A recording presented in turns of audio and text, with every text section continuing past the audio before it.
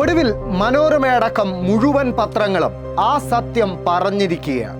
ഒരുപക്ഷെ പറയാതെ തരമില്ല എന്നതുകൊണ്ടാകണം മനോരമ പരമാവധി ചുരുക്കിയും മാതൃഭൂമി സംഘപരിവാറിന്റെ തലോടിയും ആ സത്യം പറഞ്ഞത്. മറ്റൊന്നുമല്ല, കേരളത്തിന് കഴിഞ്ഞ 2 വർഷമായി വിദ്യാഭ്യാസ മേഖലയിൽ അർഹതപ്പെട്ട സമഗ്ര ശിക്ഷ ഫണ്ട് കേന്ദ്രം തടയുന്നു.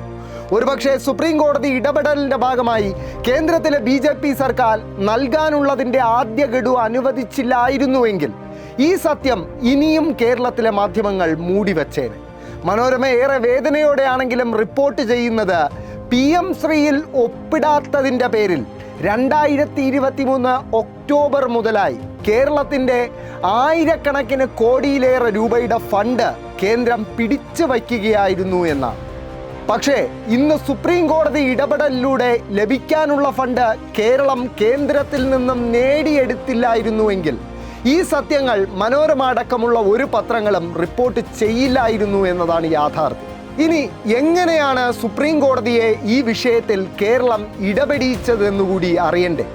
കേരളത്തിലെ സ്കൂളുകളിലെ സ്പെഷ്യൽ എഡ്യൂക്കേറ്റർമാരുടെ നിയമനവുമായി ബന്ധപ്പെട്ട കാലതാമസത്തിൻ്റെ കേസ് കോടതി പരിഗണിച്ചപ്പോഴാണ് SSK ഫണ്ട് മുടങ്ങിയതാണ് ഈ നിയമനങ്ങൾ വൈകാൻ കാരണമെന്ന് കേരളം സുപ്രീം കോടതിയെ അറിയിച്ചു.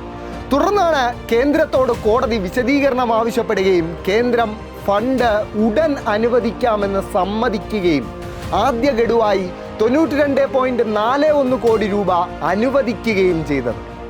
ഒന്നും രണ്ടുമല്ല, ലക്ഷക്കണക്കിന് വിദ്യാർത്ഥികളാണ് SSK ഫണ്ടിൻ്റെ ആനുകൂല്യം സൗജന്യ യൂണിഫോമിൻ്റെ രൂപത്തിലും പാഠപുസ്തകത്തിൻ്റെ രൂപത്തിലും മറ്റ് സൗകര്യങ്ങളായും കൈപ്പറ്റുന്നത്.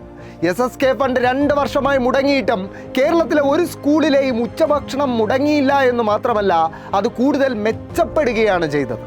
SSK ഫണ്ട് 2 വർഷമായി മുടങ്ങിയിട്ടും ഭിന്നശേഷി കുട്ടികൾക്കടക്കമുള്ള സൗജന്യ യൂണിഫോം വിതരണം ഒരു തവണ പോലും മുടക്കിയില്ല കേരളത്തിലെ ഇടതുപക്ഷ സർക്കാർ. ഇതേ SSK ഫണ്ട് ഉപയോഗിച്ചുകൂടി പ്രവർത്തിക്കുന്ന ഹോസ്റ്റലുകളുടെ പ്രവർത്തനവും കഴിഞ്ഞ 2 വർഷമായി യാതൊരു മുടക്കവുമില്ലാതെ മുന്നോട്ട് പോകുന്നത് ഇച്ഛാശക്തിയുള്ള ഒരു സർക്കാർ കേരളത്തിൽ ഉള്ളത് കൊണ്ട് തന്നെയാണ്. ഡൽഹിയിലെ ഒരു ഉന്നത ഉദ്യോഗസ്ഥൻ ജോൺ ബ്രിട്ടാസ് MPയോട് പറഞ്ഞത് ഫണ്ട് തടയില്ലേ എന്ന് ചോദിച്ചാണ് കേരളത്തിലെ പല പത്രക്കാരും അദ്ദേഹത്തിൻ്റെ ഓഫീസിലുള്ളവരെ സമീപിച്ചത് എന്നാണ്. നമ്മുടെ കുട്ടികളുടെ വിദ്യാഭ്യാസത്തിൻ്റെ ഫണ്ടിൽ പോലും മണ്ണ് വാരിയിടാൻ ശ്രമിക്കുന്ന ഈ മാധ്യമങ്ങളെ വെറുതെയല്ല നാട്ടുകാർ മാപ്രകളെന്ന് വിളിക്കുന്നത്.